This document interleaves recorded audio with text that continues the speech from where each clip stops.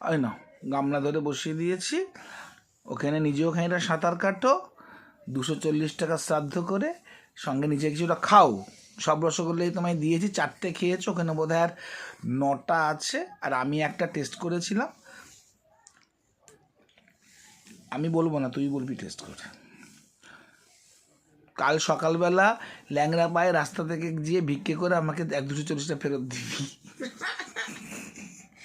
আমি জীবনে এরকম গু খাওয়া কাজ করি। খেয়ে দেখ একটা খা। খেয়ে দেখ, আগে তো 1 একবার 2 খেয়ে 3 দেখলাম 4 ছ্যাবড়া। 5 6 এখানে 8টা আছে। 9টা থাকার কথা তো। আমি একটা খেলাম তো। ও একটা টপকে দিয়েছো, বাহ খুব ভালো। এতটা রসে এই কোটা রসগোল্লা তবে নাম দিয়েছে 1 কেজি। ওর নাম কি? বিকারাম, মানে তোমায় বিকিয়ে দিয়ে বিক্রি করিয়ে দেবে এই রাম নাম সাত্তা করে দেবে। দেখ কি সুন্দর লাগছে, মনে হচ্ছে না 7টা হাঁস পুকুরের মাঝখানে কি সুন্দর চলে, সবের মধ্যে পজিটিভ খোঁজ, খালি নেগেটিভ। দেখ 7টা হাঁস কেমন চলে বেড়াচ্ছে। আরে ভগবান, আমি যদি আগে বুঝবো 1 কেজি রসগোল্লার দাম নাকি 240 টাকা।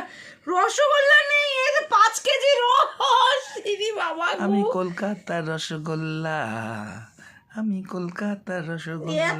মুরগি তো বড় বড় নাম করা দোকানদার দেখলে এই ট্যাকটিক্স অবলম্বন করে বেচে দুদিনে। তুই আজকে থেকে শুরু করবি, ওই জল দিয়ে তুই মুখ ধুবি, কালকে স্নান করবি, মাথা ধুবি, গা স্পঞ্জ করবি, সব ওই রসে করবি, তাই তো একদম রসেশ্বরী হয়ে যাবি। খেয়ে দেখবো একটা আরেকটা। খেলি তো একটা খা, কেমন খেতে আমাকে বলেছিস, এবার তোর দর্শকদের বল।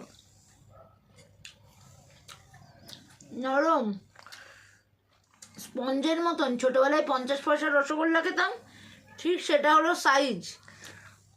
কিন্তু এমন নকুলদানার গন্ধ, বিটকেল। 14 টাকা কত করে পড়লো এক একটা? আমি গুনবো না, বুকে ব্যথা করবে। খা দেখ তার একটাও খাবো না, বাজে যাতে। তো আমি ভালো দোকানের, আজকে আমার চকলেট দে, আজকে আমায় কিছু খাওয়াবি রে। হ্যাঁ মা আসছি, ডাকছো? কোথায়?